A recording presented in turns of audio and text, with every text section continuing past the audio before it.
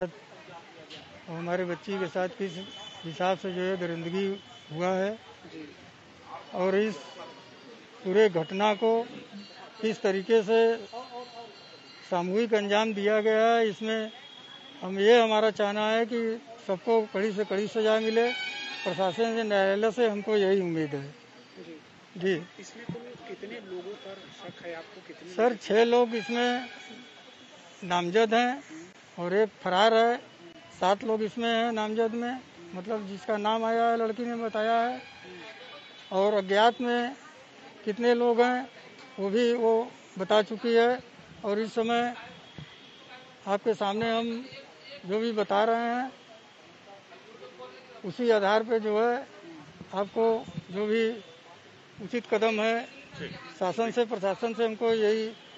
बिटिया क्या करती थी, क्या बनना चाहती? बिटिया पढ़ के अभी निकली ही थी कि जिसके बारे में हम कुछ सोच ही रहे थे अपने स्थिति को देखते हुए, और स्पोर्ट में उसका रुझान था और उसके आगे कुछ हम बताने की स्थिति में अब नहीं है। थोड़ा मेरा तबीयत सही है। क्या ये कुछ युवक जो हैं वो बच्ची के साथ पढ़ते थे, पूर्व में भी कुछ संपर्क में थे? ये उनके साथ जो क्लासमेट थे उनके ये जानने वाली थी, इसीलिए उसको बहला फुसला कर किसी प्रकार से उसके साथ ये सब हुआ है। वो जो 3 नाम आप ले रहे थे जो सबसे प्रमुख थे वो कौन है? वो एक आयुष है और दानिश है, राज खान है और साजिद है। एक अंतिम सवाल, बातें तो बड़ी कही जाती है सरकार की तरफ से कि ये कानून व्यवस्था बहुत बढ़िया है, वाराणसी एक हाई प्रोफाइल जगह है, यहाँ पर बच्ची के साथ 4-5 दिनों तक ऐसी बात है। क्या लगता है, विश्वास कितना है प्रशासन पर? क्या कहेंगे न्यायालय से, सरकार से? मैं न्यायालय से और सरकार से बस यही कहूँगा कि हम एक आम आदमी हैं और एक आदमी के साथ अगर इस तरीके से बर्बरता होती है तो अगर उसको न्याय नहीं मिलेगा तो उसका शासन, प्रशासन, न्यायालय से विश्वास उड़ जाएगा। इसलिए हम ये अपनी बात रखते हैं कि हमारे साथ प्रशासन और न्यायालय पूरी जिम्मेदारी से हमारे साथ न्याय करेगी। कैसा सहयोग रहा है पुलिस का? अभी तक तो जो भी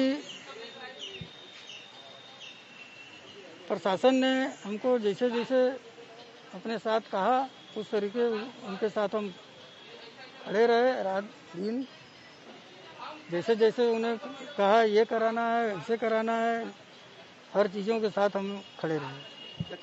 जब बिटिया जब आई घर पे किस हालात में थी? वो एकदम बदहवास नशे की हालत में थी। वो कोई स्थिति बताने को तैयार नहीं थी, इसलिए कि वो एकदम नशे में थी।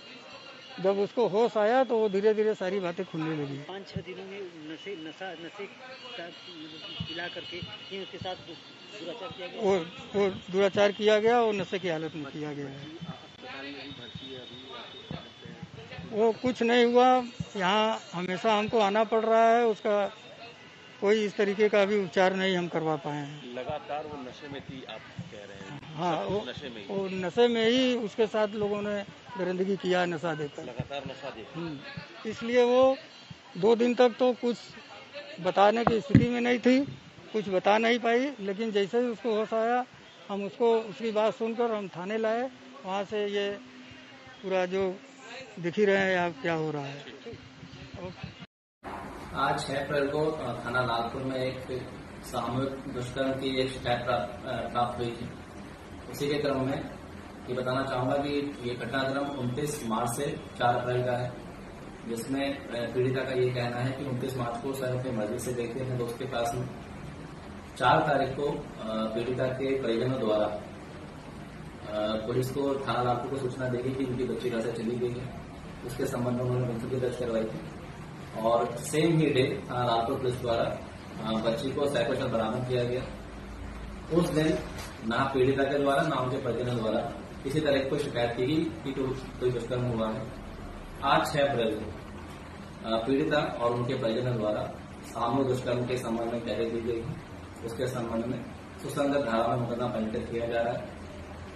जैसा कि कुछ मीडिया आउटलेट्स में चल रहा है कि बच्ची नाबालिग है, मैं बताना चाहूंगा बच्ची बालिग है और सुसंगत धारा में उनका नाम पंजीकृत करना है और तहरीर में जिन व्यक्तियों का नाम दिया गया है उसी के संबंध में 6 व्यक्तियों को अभी तक हिरासत में लिया गया है पुलिस के द्वारा और उनसे संबंधित पूछताछ की जा रही है और अगले मैदान की आलोचना की जाएगी।